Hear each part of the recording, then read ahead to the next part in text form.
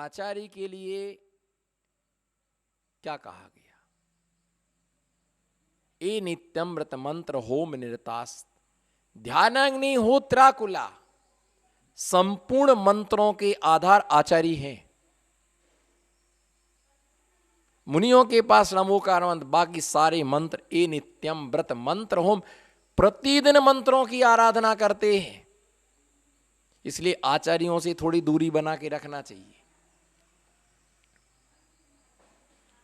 सारे मंत्र उनके पास में है, मंत्रों की आराधना करते, उनका धर्म है। संघ रक्षा हेतु, समाज रक्षा हेतु, स्वयं की रक्षा हेतु। स्वयं की रक्षा करना सरल है, सबकी रक्षा करना कठिन है।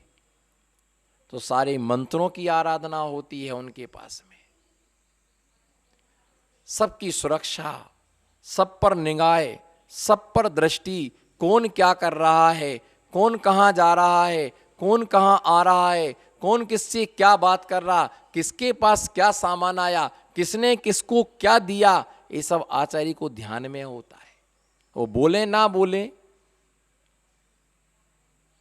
वो बोले या ना बोले, लेकिन उनके दिमाग में सब जगह कैमरा कैमरा कैमरा नजर पर है। फिट नहीं है, हे भगवान, कैमरा नजर पर है, सावधान रहो। महाराज तो कमरे में बैठे, तो अभी उनको सब दिखाई दे रहा, कहां क्या चल रहा है। चौमुखी दृष्टि होती आचार्य की, समझ में आया? चौमुखी दृष्टि होती है उनकी, चारों तरफ का दिखता है उनके लिए। एक सामान्य मुनि को खुद नहीं दिखते हैं, वो सब दुनिया को क्या देखे। चक्रवर्ती होता कितनी 96,000 रानियां होती है, हे भगवान। हमारे घर में 4 छोरा छोरी, उनके नाम याद नहीं, उनको 96,000 रानियों के नाम याद। कितनी रानियां है, इनको तो खुद की रामकली एक ही है, उसका ही नाम नहीं मालूम। 96,000 रानियों के नाम। कुसुम रानी को बुला के लाओ,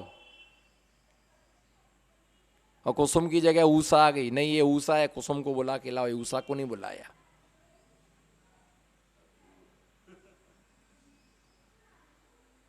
अब कैसे ध्यान रहता होगा, बोलो बोलो, कैसे ध्यान रहता होगा? अरे भैया, जो जितना बड़ा पुरुष होता है उसका क्षयोपशम भी उतना प्रकांड होता है। चक्रवर्ती नियम से अवधि ज्ञान का धारी होता है। अगर उसको अवधि ज्ञान ना होना तो ये सब इतनी सारी बातों को पता लगा ही नहीं सकता। वो उसके स्पर्शन इंद्री का विषय 9 योजन का होता है, रसना इंद्री का विषय 9 योजन का, घ्राण इंद्री का विषय 9 योजन में कहीं आग लगी होगी, 9 योजन में कहीं आग लगी होगी तो अपनी गंध से बता देगा कि कहीं पर आग लग गई। और 12 योजन तक की वो बात सुनने की सामर्थ्य रखता है। कितने योजन की? सुनो ध्यान से, कितने योजन की? 12 योजन का मतलब होता है 96 किलोमीटर। क्या? चक्रवर्ती 96 किलोमीटर तक की बात को वो सुन सकते हैं, कहां खुसर फुसर काना फूसी हो रही है।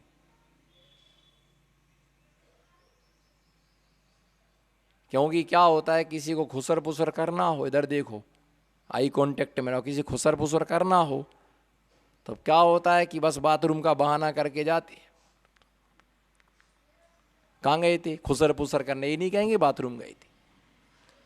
यही तो मायाचारी हो गई, यही मायाचारी है। और आयु कर्म का बंद का समय आए तो त्रियंज गति में चले गए। स्पष्ट वक्ता न वंचिता, स्पष्ट बोलने वाला वक्ता कभी भी वंचित नहीं होता है। और तुम मेरे साथ जो छल कर रहे हैं ना, मेरे लिए तो किसी की ताकत नहीं मुझे कोई छल ले। मुझे कोई नहीं छल सकता है। क्या तुम्हारी ताकत तुम पीछे कमंडल वाले को छलो? तुमने मुझे छल भी लिया तो मुझे छल के क्या करोगे? मुझे छल के भी क्या करोगे? मेरे साथ तुमने कपट कर भी लिया, तुमने मुझे आगे 4 बातें सुना भी, तो क्या फर्क पड़ने वाला? हम तो पत्थर दिले। कुछ फर्क नहीं पड़ना, ठोस हैं हम, हमें किसी की बातों की ठेस नहीं लगती। तो ये ध्यान रख करके चलना, तुमने मेरे साथ छल कर भी लिया, कपट तुमने कर भी लिया, तुमने मायाचारी कर भी ली, तो हमारा क्या जाएगा, मेरे पास तो वैसे ही ऑलरेडी आर्जव धर्म है। पारस बनो, पारस बनो, पत्थर मत बनो। एक पारस के अंदर वो ताकत होती है कि लोहे को भी पारस का स्पर्श होने पर वो लोहा भी, इसलिए पारसनाथ भगवान की टोंक का नाम क्या है बताओ, उनके कूट का नाम क्या है, क्या नाम है बोलो, स्वर्ण भद्र कूट है। वहां लोहे के टुकड़े पड़े रहते थे, बकरियां चरने को जाती थी, उनके पैर में, उनके पैरों में लोहा लगा रहा, लोहे की वो बनी रहती थी, वहां पारस का टुकड़ा पड़ा था, उसके स्पर्श से सारी बकरियों के वो लोहे सब सोने में बदल गए, इसलिए उस टूक का नाम स्वर्ण भद्र कूट पड़ा। यदि तुमने मुझे छलने की कोशिश की तो तुमने अपने आप के साथ, तुम किसको, एक दिगंबर महामुनिराज आचार्य परमेष्टि महामुनिराज, तुम्हारे यहां मुझे जिंदगी नहीं काटना, कोई भी साधु को तुम्हारे यहां पर जिंदगी नहीं काटना है। आज यहां, कल वहां, जो पहले आए थे वो भी गए, हम आए तो हम भी जाएंगे, जो आएंगे वो भी जाएंगे। तुमने मुझे छल भी लिया, कपटपूर्ण क्रिया तुमने मेरे साथ कर भी ली, तो मेरा क्या गया, मैं तो आज नहीं तो कल, पहले स्वयं बदलते हैं, फिर ये गांव बदलते हैं, फिर ये जिला बदलते हैं, फिर ये राजधानी बदलते हैं।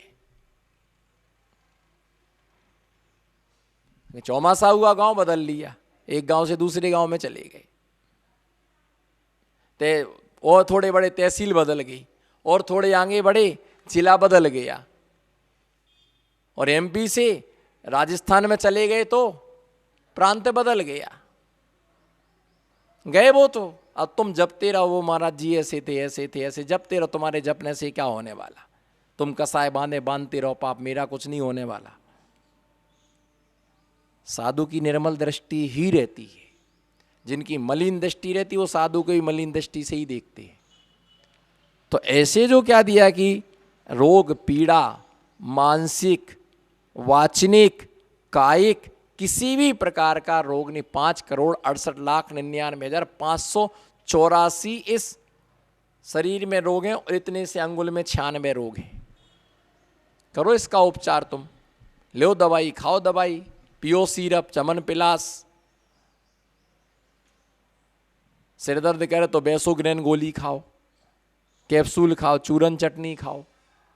तो ऐसे अभाव उन रोगों का समन करने वाली समीचीन उत्तम औषधि का अप्रयोजनीयता के समान अथवा अंधकार रहित स्थान में समस्त पदार्थों को दिखाई देने पर दीपक की निरर्थकता के समान सिद्ध परमिष्टि भगवंतों के क्षुधा भूख प्यास विनाश हो जाने से सटरस मिश्रित भोजन पानी से ना कोई प्रयोजन, उनके लिए भोजन का अभाव, भूख का अभाव होने से सटरस मिश्रित भोजन से भी कोई प्रयोजन उनको नहीं होता है ना। असुचिहा स्पष्टे, अशुचिता आप पता स्पर्श नहीं होने से, गंधे माल्य सुगंधित, वो क्या है, मल मूत्र आदि से लिप्त ना होने से, उनको पसीना आने ना आने से, दुर्गंधित ना होने से, उन्हें शुचिमय अने सुगंधित चंदन, फुलेल, पुष्प मालाओं आदि से कोई प्रयोजन नहीं है। गिलानी निद्रा अभाव, थकावट निद्रा का सर्वथा अभाव है। किसका? थकावट निद्रा का सर्वथा अभाव होने से मृदु सलनई, मृदु सही नहीं, ना ही अर्थ निश्चय को कोमल सैया भी प्रयोजन, उन्हें कोमल सैया आदि की आवश्यकता नहीं है। तो इस प्रकार से रोग आदि के अभाव होने से औषधि की आवश्यकता नहीं है, भूख का अभाव होने से भोजन की आवश्यकता नहीं है, दुर्गंध आदि ना होने से उनको सुगंधित माला आदि की भी आवश्यकता नहीं है, इन पदार्थों की आवश्यकता नहीं होती। इसलिए अपनी समीचीन दृष्टि बनाओ और समीचीन दृष्टि से पंच परमेष्टि भगवान को देखने का पुरुषार्थ करो। ये अमूल्यतम जीवन, बोलो ये अमूल्यतम जीवन बातें करने के लिए नहीं मिला है। बातें करते करते कितनी जिंदगी, कितने भाव निकल गए, लेकिन आज तक बातें पूरी नहीं हो पाई। तत्व की चर्चा, धर्म की चर्चा करने से ही हमारी आत्मा का कल्याण होगा। इसी मंगल भावना के साथ इस छंद से मैं विश्रांति लेता। ओम नमः। सबसे क्षमा, सबको क्षमा। धर्म स्नेही बंधुओं, आचार्य पूज्यपाद स्वामी मुनिराज ने सिद्ध भक्ति के अंतर्गत 8वें नंबर के छंद में सिद्ध परमात्मा की मंगलमय आराधना के द्वारा आचार्य महाराज ने बतलाया था कि वे तीर्थंकर भगवान सिद्ध परमात्मा सभी प्रकार के रोगों से रहित होते हैं। जहाँ शरीर होता है उस शरीर में विविध प्रकार के रोगों की उत्पत्ति होती है।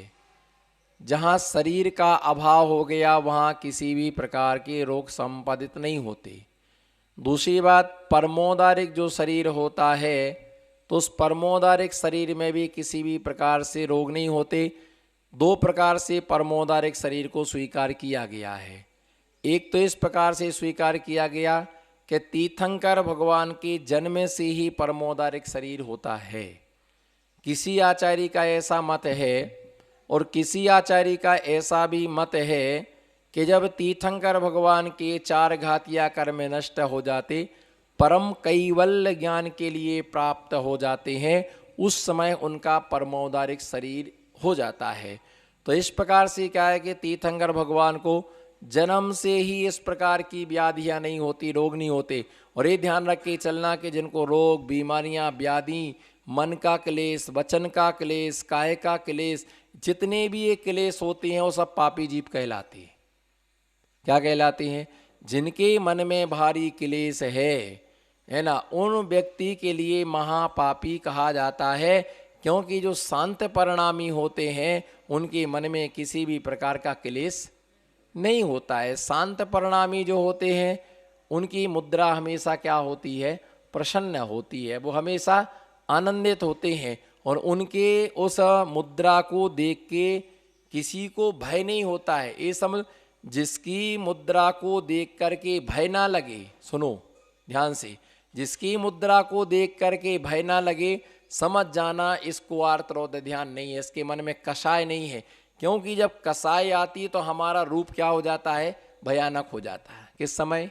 बोलो किस समय? जिस समय कषाय आती है उस समय हमारा रूप क्या हो जाता है? भयानक। भुजंग कैसा फनफनाता है, कुत्ता जब क्रोध भौंकता है, शेर जब क्रोध दहाड़ता है, तो इससे हाथी क्रोध चिंगाड़ता है, हाथी घोड़ा क्रोध तो हिन हिनाता है वो, है ना। इसी प्रकार से अब आदमी को क्रोध आता है तो उस क्रोध में उसका चेहरा क्या भयंकर हो जाता, आंखें लाल हो जाती हैं, शरीर कांपने लगता है। तो इस प्रकार से क्या होता है कि रोग वहाँ है जहाँ पर शरीर होता है, उस शरीर में रोग होते, लेकिन औदारिक शरीर में रोग होते हैं। वैक्रिक शरीर रोग से रहे तो देवों का शरीर वैक्रिक हो तो उसमें कोई रोग नहीं होता है देवों के लिए। और देवादिदेव जो हैं उनको भी शरीर में किसी भी प्रकार का रोग नहीं होता है। लेकिन श्वेतांबर मतावलंबी जो हैं वो ऐसा बोलते कि भगवान महावीर स्वामी को केवली अवस्था में उनको एक महारोग हो गया था, उन्हें रोग हो गया था। लेकिन जैनागम में क्या था, जितने भी रोग बीमारी ये सब असाता वेदनी कर्म के उदय से होती हैं। किसके उदय से?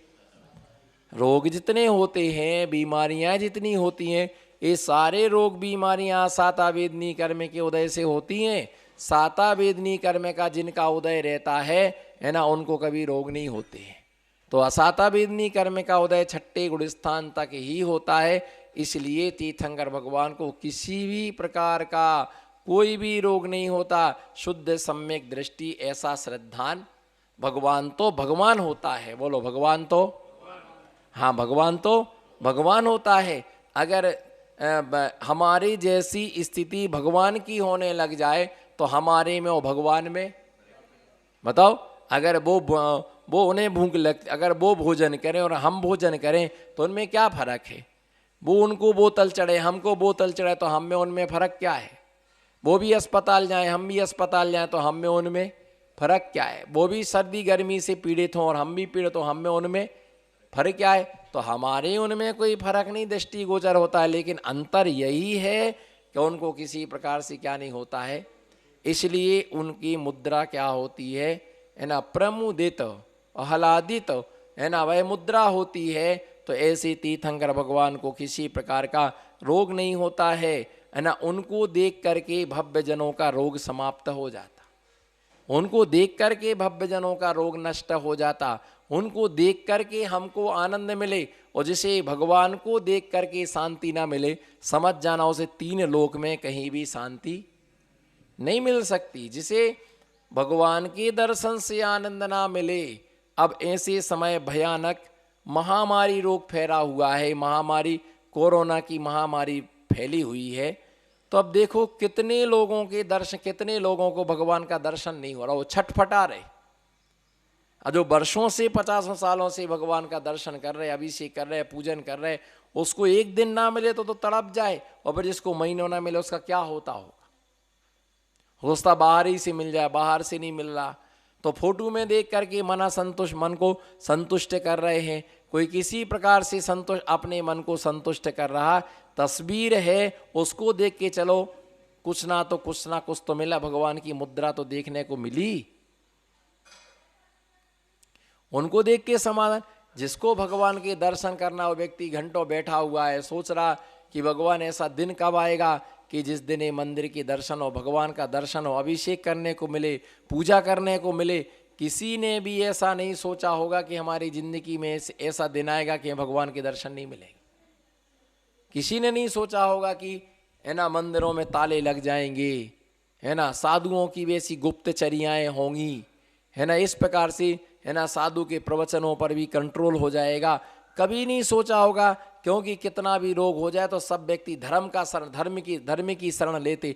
लेकिन एक ऐसी बीमारी आई कि जो छुआछूत की बीमारी है, किसी को भी फैल सकती है। तो एक ऐसा ही पाप कर्म का, सारे अशुभ कर्म धर्म कर्म से करने से क्या होते, कर जाते। ये अभी जो है ना प्रचंड असाता वेदनी कर्म का उदय है। कौन से कर्म का उदय? प्रचंड असाता वेदनी कर्म का उदय है, कि जिसकी कोई दवाई नहीं है, जिसका कोई उपचार नहीं है, जो समन होने का नाम नहीं ले रहा। तो ये तीव्र प्रचंड असाता वेदनी कर्म का उदय है कि लोगों के जीवन खत्म हो रहे हैं, लोगों के जीवन खत्म हो रहे हैं। कितने लोग अपने जीवन से हाथ धो बैठे, कितने लोगों का जीवन समाप्त, कितने लोगों के परिवार समाप्त हो गए। तो भैया एक कर्म की विडंबना है। इसलिए धर्म के क्षेत्र में एक आ गया कि कर लो सो राम, कर लो सो काम, बोलो कर लो सो काम, और भज लो सो राम। जो कर लिया है वो काम है, और जो भज लिया सो वो राम है। करेंगे करेंगे करेंगे करेंगे, है ना, नहीं कर पाए, बिना करे ही चले गए।